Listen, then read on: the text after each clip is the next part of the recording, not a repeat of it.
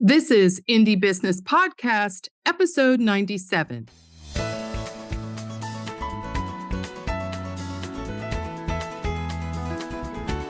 Hello, and welcome to episode 97 of the Indie Business Podcast, brought to you by the Indie Business Network.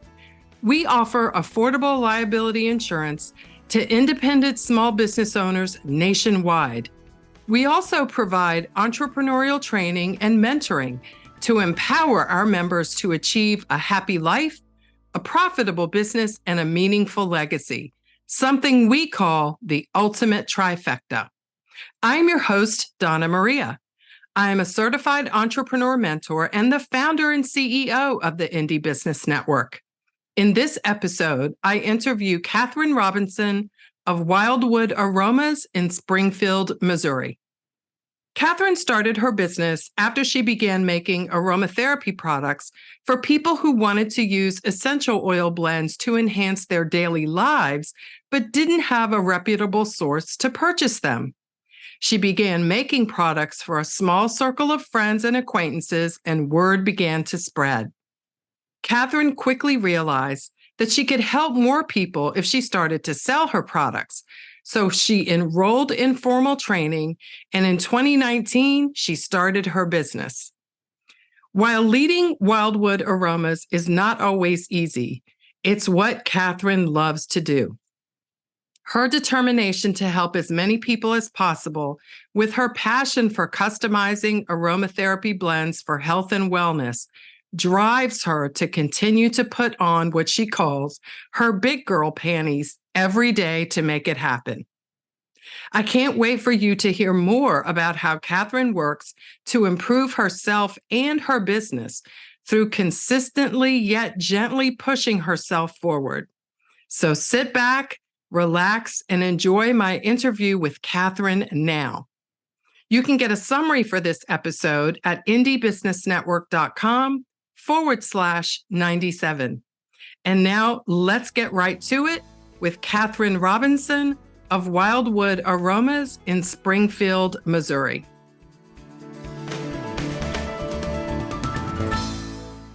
Hello, Catherine Robinson from Wildwood Aromas in Springfield, Missouri. Welcome to Indie Business Podcast. Thank you, Donna Maria. I am so thrilled to be here. Well, Catherine, tell us a little bit about how you started this amazing business that you have. I actually started it because I was in an MLM, which is a multi-level marketing company for essential oils back in 2014. And I really enjoyed it, but I started having people come to me and say, I would like to use essential oil for this issue. And so I would tell them, suggest essential oils, and some of them would be happy and they would go away and come back and let me know, yes, that worked. But a lot of them were like, I don't have those oils and I don't want to buy them. So can you make this for me? Sure, I can do that. And then I started having their friends and other people coming up saying, hey, you made this for so-and-so and they let me try it and I love it. I need to buy that from you. And I was like, okay. So I just started selling it. And then eventually in, I think 2019, I just started creating my own products and putting them out there to see the interest. And it just started growing from there. So you really didn't go into this with the idea that you would actually start a business. You were just like helping people? Yep, exactly. I was happy to just help people for a long time. And then I was like, you know what? This could actually be a business and I could actually reach more people and help more people if I would name it and start promoting it.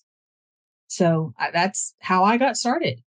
So before that, though, you had studied like essential oils. Tell us a little bit about how you started even before you started the business. Like you must have been learning about how to use the oils to make things that were like helping yourself first, right? Yes. When I started using essential oils in 2014, I am the personality type that is a researcher. So I started digging into and trying to find the whys and the hows behind them. And at that point, it was very confusing on the internet. You had a lot of people, yes, this, no, that, never, ever, always. And I decided to cut through all the noise and just attend um, a school, the Institute for Aromatic Studies, and just get it from, from the horse's mouth, so to speak. I wanted accurate facts that I didn't have to wade through 15 different websites to verify if it was true or not. So I enrolled in the school in 2016, and I didn't follow through on getting my certification until I decided to turn it into my business. I went through it all and I learned everything, but I mainly used it as a reference library. But then when people started wanting to buy my products and I decided to turn it into a business, that's when I went through and actually submitted case studies and took the test and got my certification. And that So it was started in out 2020. 2020. So Sorry. it started out as kind of a hobby, but then when you realized you were going to be selling things, you kind of wanted to have a professional platform under you in order to do that. Yeah. Yeah. I didn't have to have it, but I felt better having it. And there are some people out there who you sound more than you are if you have that, you know? Mhm. So, okay.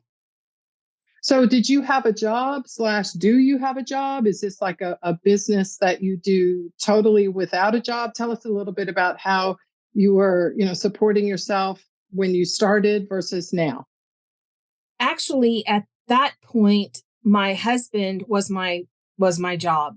He has a lot of severe health issues, and at that point, he was 100% disabled and told that he would never work again, and he needed a lot of hands-on taking care of. And so I was around for him, but when I started using the oils, it was easy because I could use them on him. I could help, and it wasn't it didn't take me away from anything to start adding that into my life. And I now see. at this point, he actually has been removed from the disabled list and has gone back to work.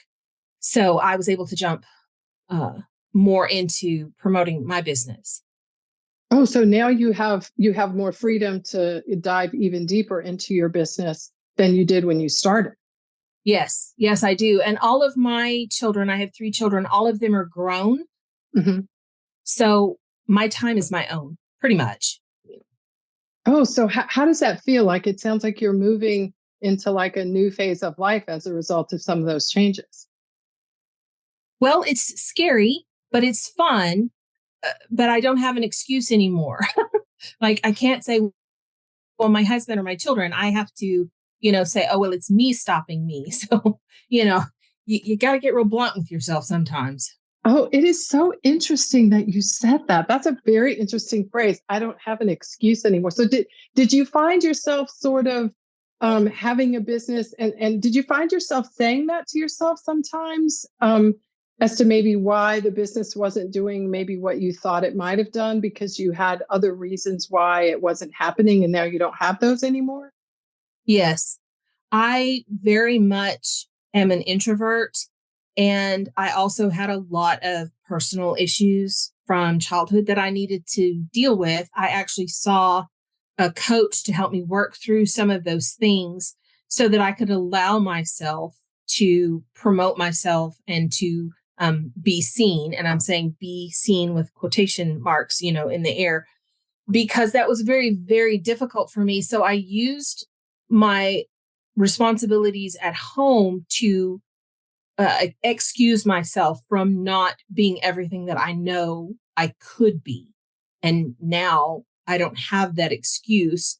And it's sometimes, some days, it's very, very hard to go out and promote myself, but it's something that I really want to do. I want to see where this will go.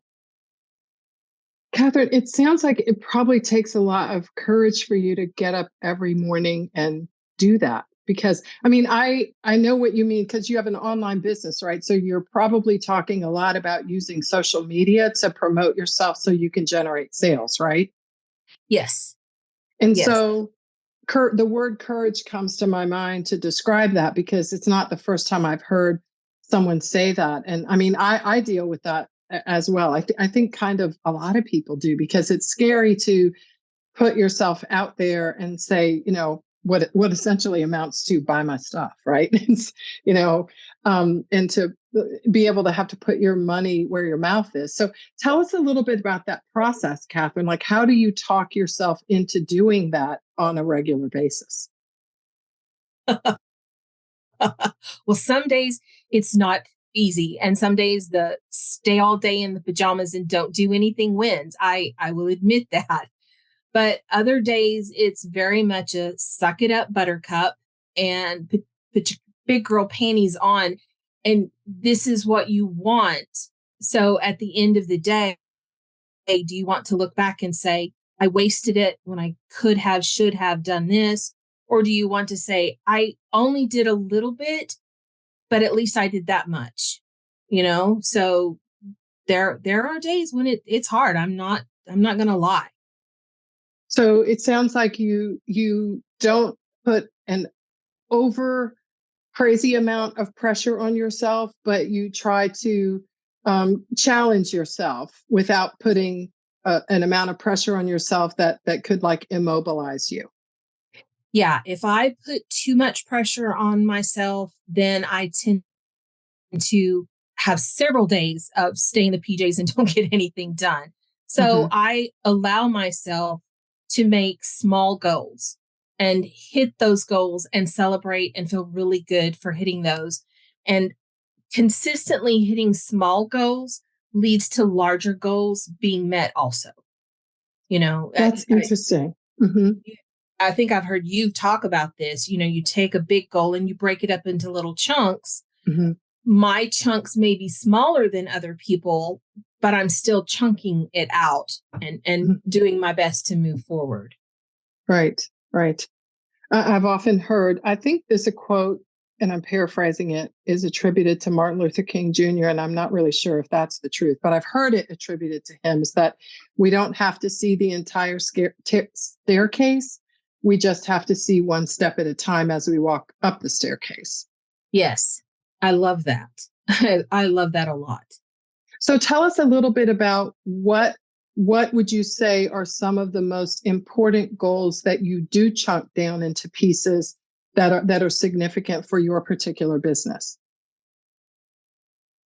First would probably be social media. Like, I love to go on social media and look and see what others are doing. I find that it's harder to translate what I need to be doing. So I will set a goal of one story a day or one reel a week or one post a week. And some weeks I don't make that, but most weeks I try to. And then a newsletter. I love newsletters when I sit down to write them. They flow really well, but I have a hard time making myself sit down to write them. Mm-hmm. So that is something that I have to force myself to do, is to sit down. And I network also, and that is going out in person and meeting with people. And some days that is just really hard to get up and do. And other days it's like, yes. And so I just get dressed and go out and have a good time. Do you find that you set any sort of general or specific monthly or quarterly sales goals for your business? No, that is something that I still struggle with. I probably should. But each month is a little bit better than the month before. So I'm happy. Well, that's good. Up and to the right is always good. Yes. Even if it's up and to the right slightly, right? Yes, exactly. Like last year wasn't much better than the year before, but it was still better. So I'm golden. Right. Like 1% to the right and up is good. Like as long as it's not the other way around. But even if it's the other way around, we can always improve on that too. So That's so interesting that you say that. So it sounds like it's so consistent with how you are always challenging yourself, but just not putting too much pressure on yourself. Yeah. Yeah. I don't function well. I know this about myself if I put too much pressure. Mm-hmm. Mm-hmm. So tell us a little bit about the products that you make. What are some of your most popular products? I love to make products to help people. I have some that are just for fun. Those are ones usually that I make for myself. One of them is to lift your mood and help with overwhelm. And so I love that. But a couple of my best sellers really are ones that help people who are struggling with a problem in their body. So I have a muscle rub. So if you go out and you overwork or overexercise and your muscles are a little tight and unhappy, I have a product for that. If you wake up and your joints are stiff and difficult to move, I have a product for that. I think those two, along with a cuticle balm, are my best sellers. And the cuticle balm is like a lip balm. It's the same consistency as a lip balm, but you rub it on your cuticles. And that one came about because I was listening to someone speak, and I find it difficult to sit still and listen. I have to be doing something. And I looked down and I noticed that my cuticles were kind of ragged because, when you make a lot of stuff and you use a lot of sanitizers, then your cuticles tend to bear the brunt of that. And I just pulled out my lip balm, and because that was the only thing I had with me, and I used it, and I did that for several weeks. And then I thought, hey, I should probably turn this into something. So I did. And it's actually one of my best sellers. And Catherine, you also offer some services as well. Tell us about those. I do. I offer customized aromatherapy sessions where someone comes to me with a specific problem and we sit and we talk about it. And then I create a product just for them to suit them and in whatever way that they would prefer it. Sometimes that's a roller. Sometimes that's a body butter. Sometimes it's an inhaler. And then I tell them how to use it. And so it's not something that I carry all the time. It's something just for them. I also offer an aromatherapy foot bath, which has gone over real well for local people, where they come in and soak their feet in warm water with some botanicals in it. And I diffuse essential oils that help them with whatever they're needing help with, and then put body butter on their feet, wrap them in a warm towel and a weighted blanket, and then just let them relax. I don't think that we tend to give ourselves permission to relax like we should. And so they come to me and they have permission to relax for 20 minutes, and they're getting the essential oils and they're feeling really good. And it just really helps them leave ready to face whatever they're going through. Mm-hmm, mm-hmm. And if I heard your dates correctly earlier when you were talking about when you actually sort of turned your hobby into a business, you actually kind of started this like right before the pandemic, right? Oh, I know. I So, got like, my what was papers. that like? You start a business and then everything shuts down. Tell us, like, did you go, oh, wait a second, maybe Mm. I didn't start a business after all? Like, what was that like for you? It was hard. I questioned everything a lot. And then I was like, you know what? I can do aromatherapy consultations through Zoom. And so I started offering that. And a lot of people were like, hey, yeah, I can do that through Zoom.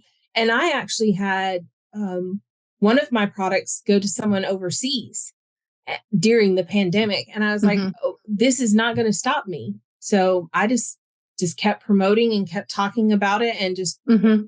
wrote it out. That is so funny that you say that because I just thought of this. Like those of us who were in business for years before the pandemic, like we had systems in place, we had all the things set up, and the pandemic hit, and everything was like we had to change everything. But someone like you was like, like you had just started. So you didn't have all the systems. You could just go, oh, I just started last week. There's the pandemic. And you could just like spin it around really quickly because you didn't have all the bureaucracy in place. Like you just kind of could go, oh, well, that was interesting. Let me see what I can do with this. Like, so that actually, as I'm hearing you talk, may have been an advantage for a new business because everything was already new. Yeah, I didn't have anything to have to rethink. Right. There was no infrastructure to break. Yeah. Yeah. I could just interesting go right into it. And it didn't take long to figure it out. So I was pretty lucky. And it's so funny too, because a lot of businesses that had physical requirements, they switched to the, like the Zoom, for example, as you mentioned, and a lot of them haven't gone back. Or now they charge more for in-person, like therapists, for example. Like it's like, well, it's all on Zoom now. And if you want to meet me in person, you have to pay like $50 more for that. So it's kind of interesting the way the world has changed because, businesses have restructured themselves to accommodate Zoom and to, say, well, it costs me more gas and I have to put shoes and socks and underwear on to meet with you in person. So I'm going to charge more now. Right. And you can reach so many more people on Zoom. So you can actually structure your business to be more profitable because of the technology, right? Yes, very, very much so. I do have an office and I rented my office during the pandemic. And I kept that mainly because it was a sanitary, safe place for me to create my products. I have dogs and I have a horror of sending out a product and somebody saying, well, I found a dog hair in it. So, I do still have my office, but a lot of people, they didn't have to keep their offices. And so that was good for them.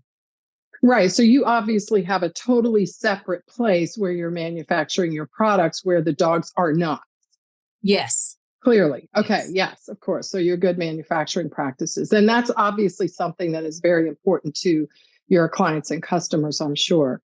So on the flip side of the technology thing, though, it's so interesting that because you have a physical location in your local community, you have something to offer your local community members that a virtual business does not. And I really think that because of the pandemic and because of some of the mental health issues and lack of actual physical touch issues that I hear about in the news lately and the disconnect that's happening in this country, that is something that is extremely valuable that you can offer that a 100% business cannot.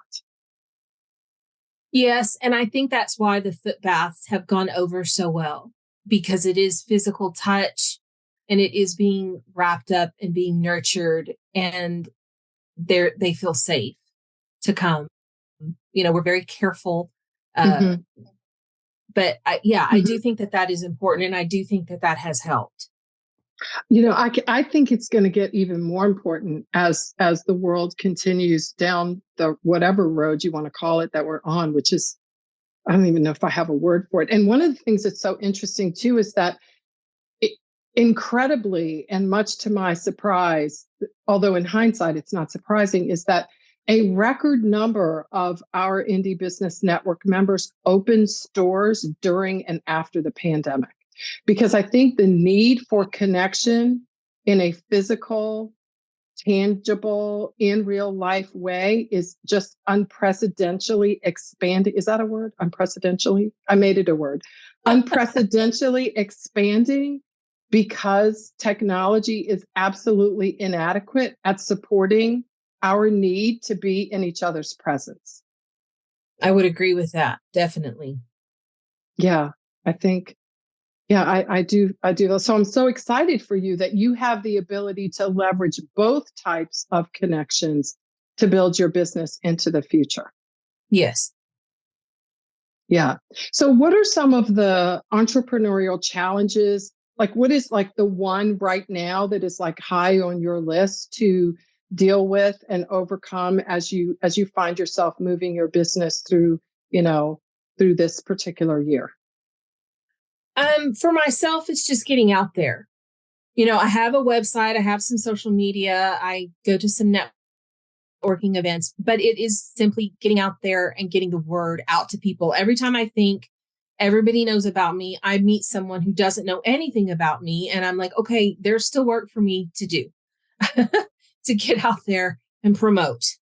Right, right, right. It's so funny you say that. I was in a phone conversation with someone yesterday, and they had seen some movie that they thought everyone had seen, and he was like, "You haven't seen that movie?" I'm like, "No." He was like, "You have not seen that movie? Like everyone has seen that movie." And I'm like, "No, I haven't seen that movie." And it was surprising in a way that you just said, like, "You haven't heard of me? Like I'm everywhere. Why have you not heard of me?"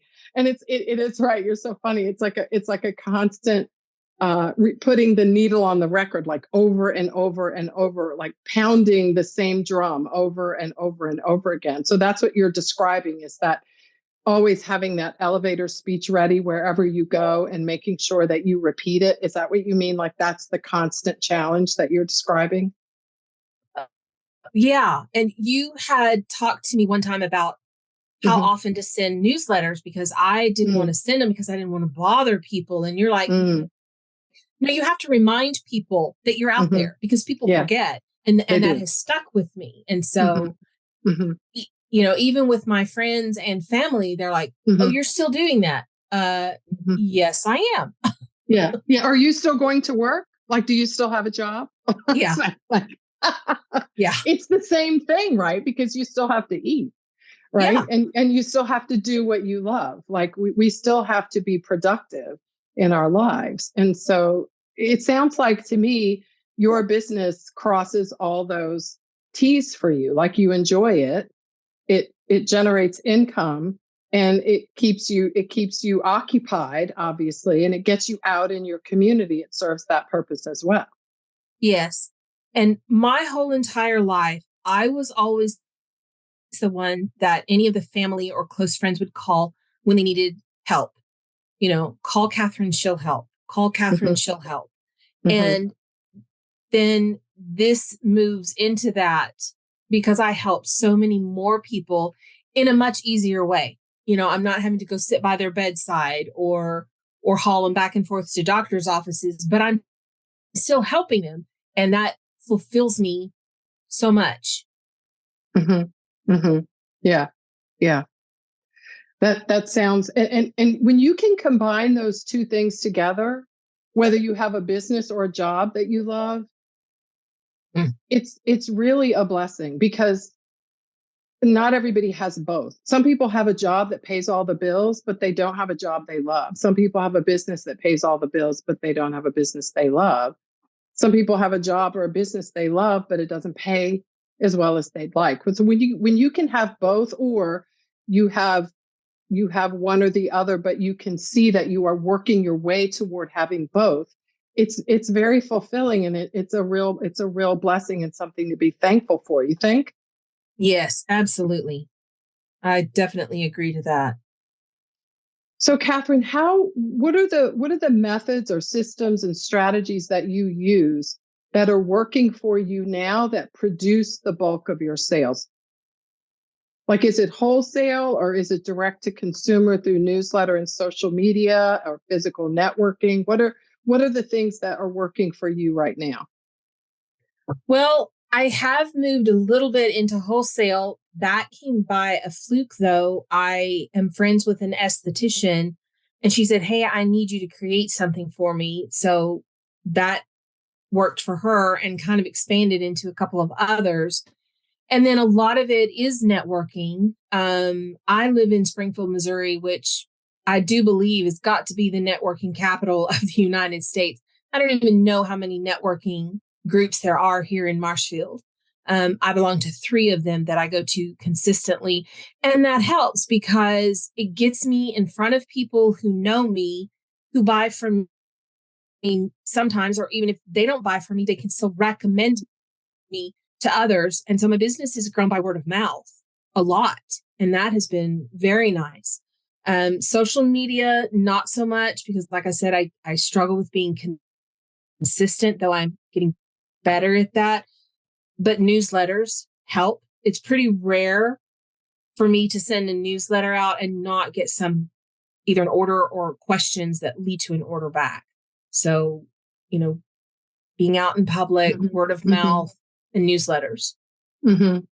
This is probably a total overstatement, but I did hear someone say that when you send a newsletter out, it's like printing money. Oh, yeah. Okay. Again, it's an overstatement. It's a total overstatement. However, you did just say that whenever you send a newsletter out, it's rare that you don't get a sale or at least some sales from that newsletter. Yeah. I mean, it may not come right away, but I know that newsletter is what eventually leads to the sale. And so how often do you send out newsletters, generally speaking? Oh, you're going to put me on the spot, aren't you? Yes, I am. Yeah, I am. Because you said you get sales from them. So I want our listeners to have an idea of how often you do it. When I'm on top of it, I send them out every couple of weeks. When I'm not, when I'm not, I send them out every couple of months. Okay. So if you do it when you're on top of it, that's bi-monthly. So that's every 2 weeks, about every 14 days. And so if that's only one avenue of your marketing, though. So every 2 weeks, one avenue of marketing generates sales. It's not your only avenue, though. So as you put all your pieces together, that's one way that you're going to get sales twice a month. Yeah. Though, honestly, it's probably more like every 3 weeks. 2 weeks doesn't always work. Okay. It's a goal. Yeah. Well, and the thing is that you have a system that may not be perfectly executed, but it's executed. You know what I mean? It's like nothing is perfect, right? Nothing is perfect, but you have a framework that you use. And I haven't given up on it. I haven't said, "Oh, it's been so long. I just need to not ever send another one out." No, I still keep working on it. I still keep trying. Well, kudos to you, because everything's a work in progress at the end of the day anyway. Yeah. Well, good for you. Good for you.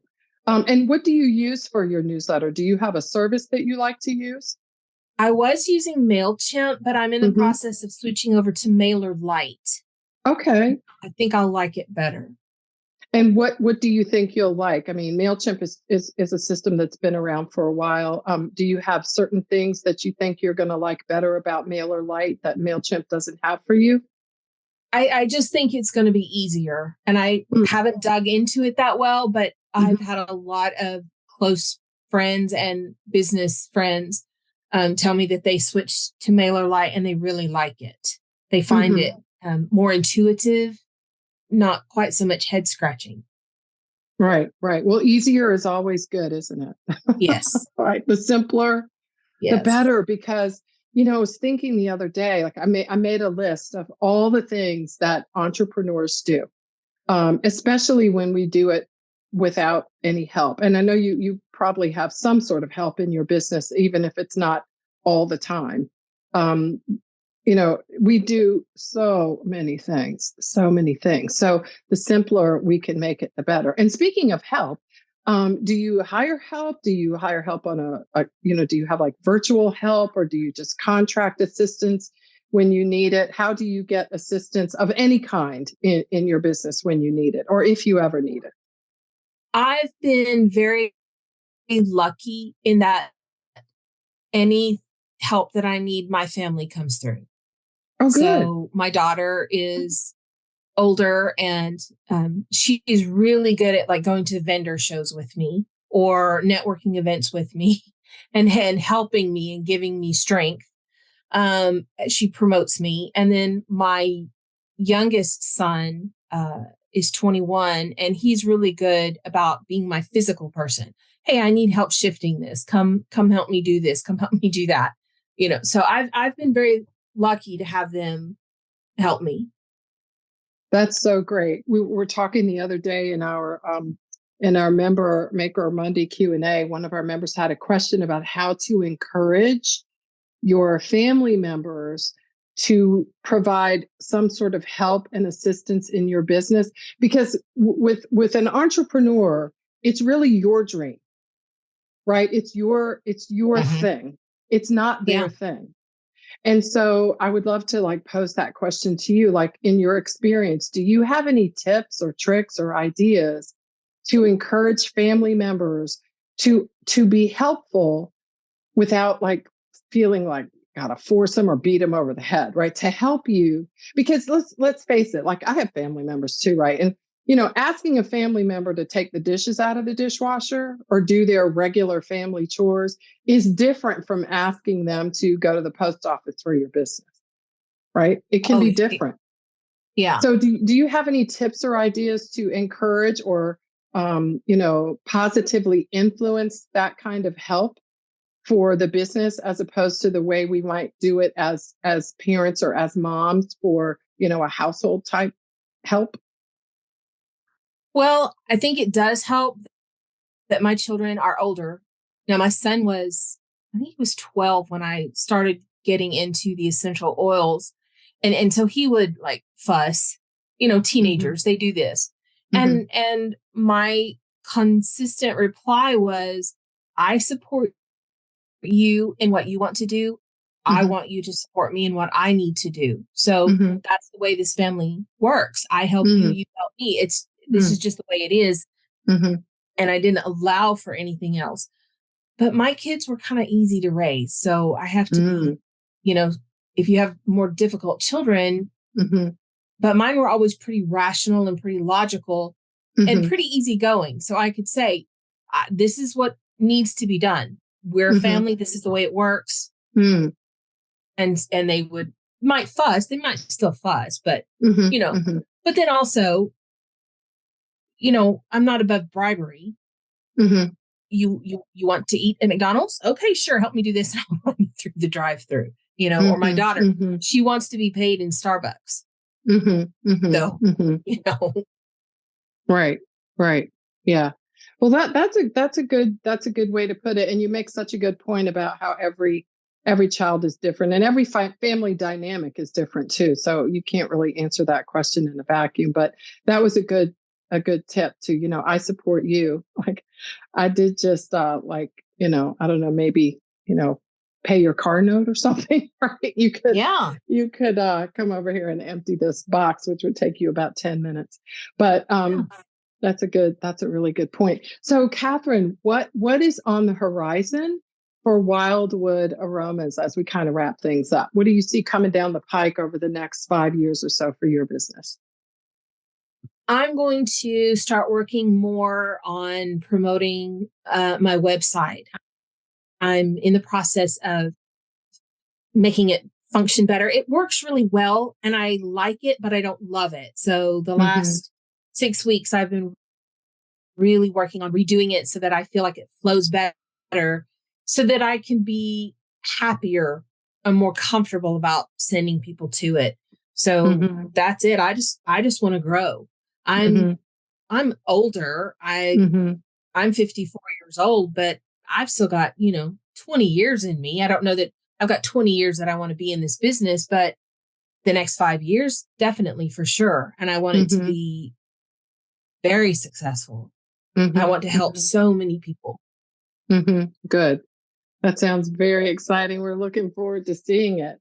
And what do you think, like, as you look over the horizon as well for some of our listeners, what do you see coming for small and independently owned artisan businesses in the future? Like, as you look out and, see the economy and local businesses flourishing and so forth, there's so many more of them that are starting and growing. What do you see coming up for us? I hope that it continues with the smaller businesses. I love seeing people fulfill their dreams and having their own business. And I fully believe that it will continue to grow. I want people to understand that there's plenty of customers out there for everyone. I would like to not see a lot of jealous competitiveness come out. I mean, let's be competitive. You always want to bring your A game, right? But you don't need to tear someone else down to promote yourself. So I'm not seeing a whole lot of that. I would like to see that continue where we help each other. We work together, we promote each other, and we understand that you may be another aromatherapist, but what your clients look for from you may not be what they look for from me. And they can buy from both of us, and it works great for everybody. I just want the community, the small business community. I see that it's getting better and better. Oh, good. And that's so promising as well, too, because the more we collaborate together, the better off we all are. The pie is big enough for everyone. In fact, the pie is bigger than all of us can eat, actually, if you think about it. So, and working together and sharing resources is definitely better than hoarding them, because you can't really hoard them at all anyway, right? There's just no way that's even possible. Well, thank you for that bright future look into the future, Catherine. We really appreciate it. And as we come to a close, tell us, where should we go to find your products, and where is the best place to go if we're on social media to follow you?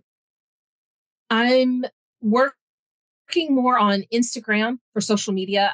It goes to my Facebook page too, but I'm actually doing more on Instagram. And so that is simply Wildwood Aromas. And then my website is wildwoodaromas.com. Okay, excellent. All right, you heard it here, everyone. Instagram.com/Wildwood Aromas and wildwoodaromas.com to get your aromatherapy products. And she has several in stock, but she will also customize for you, right, Catherine? Yes. Yes, I have several clients who can use one thing or another, and I'll make a product and I'll make one just for them without what they can't have. So yeah, not a problem. And if you're in the Springfield, Missouri area, make sure you check her out for some in-person appointments and also one of those foot baths, because who among us cannot use that, right? We definitely need to get some good pampering in because our feet carry us very far and we need to take care of them. Catherine, thank you so much for joining us on Indie Business Podcast today. Thank you so much for having me. I love Indie Business Network, and I'm so thrilled to be here. Well, we certainly consider it an honor and a privilege to serve you. Thanks for joining us, everyone. We'll see you next time.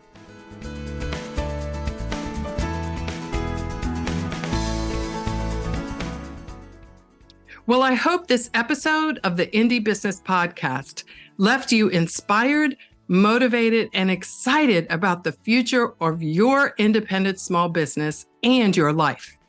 Let's quickly review 3 of the most significant business insights Catherine and I discussed today. First, suck it up, Buttercup. As a self-described introvert, Catherine says she struggles to use social media to promote her business and put herself out there. At one point, she hired a coach to help her work through some personal issues so she could develop the confidence she felt she needed to meet this challenge. As Catherine shared in this episode, it's so easy to hide behind seemingly legitimate excuses to not be everything we can be. I am so inspired by her determination to suck it up, as she says, and overcome every limiting belief by doing the hard work to reach her full potential as the founder and leader of the Wildwood Aromas brand. Second, newsletters produce sales. Catherine so transparently shared that publishing newsletters on a consistent basis is a challenge, but when she does it, she is always rewarded with either immediate sales or feedback that eventually leads to sales. It is so rewarding to be able to trace our efforts directly to cash in our pockets, right? Newsletters nurture relationships and create sales opportunities.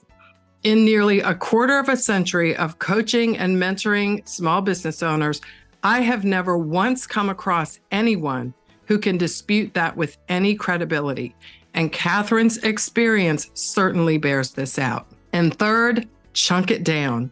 Catherine reminds us that any goal is achievable when you break it down into bite-sized pieces and chunk it into chunks. Allow yourself to achieve small goals, she says, and then allow yourself to really feel good about that. Consistently hitting small goals leads to consistently achieving larger goals. And while your goals may be smaller than other people's goals, stay focused on the fact that you are hitting your own goals and moving yourself forward. What matters is what you are doing and what progress you are making, not what anyone else is doing. That is such an important reminder. And no matter how many years I'm in business, I cannot ever get enough confirmation of how important it is to keep my eyes on my own paper. Well, I hope you enjoyed this conversation and will subscribe to the Indie Business Podcast so you can continue to be inspired by exciting stories of independent small business owners across the nation. For more information on how we can help you achieve the ultimate trifecta of a happy life, a profitable business, and a meaningful legacy, check us out at indiebusinessnetwork.com and follow us on Instagram and TikTok at Indie Business. See you next time.